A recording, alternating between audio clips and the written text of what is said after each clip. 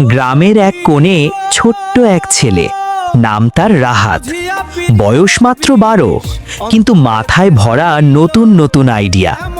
একদিন সে দেখল বাড়ির পাশে পড়ে আছে পুরনো সাইকেলের চাকা, ছেঁড়া রাবার টায়ার আর কিছু বাঁশের কঞ্চি। সবাই এগুলোকে আবর্জনা ভাবলেও রাহাতের চোখ অ্যাপেল খেয়ে থাকলে লাইক করো, চকলেট খেয়ে থাকলে শেয়ার করো, তুমি কোন ক্লাসে পড়ো কমেন্ট করো। এগুলো যেন গুপ্তধন। সে ভাবল এগুলো দিয়ে যদি কিছু মজার বানানো যায়। তারপর শুরু হলো তার কাজ। বাঁশ কেটে, দড়ি বেঁধে আর পুরনো টায়ার জুড়ে সে বানাতে লাগলো এক অদ্ভুত জিনিস। পাশের লোকজন দেখে হাসতে লাগলো, এতে আবার কি হবে?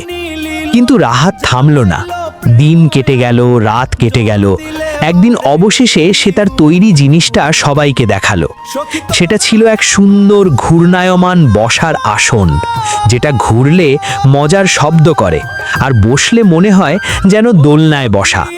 গ্রামের বাচ্চারা ভিড় করে এলো। তারা হাসতে হাসতে সেই জিনিসে বসে ঘুরতে লাগলো।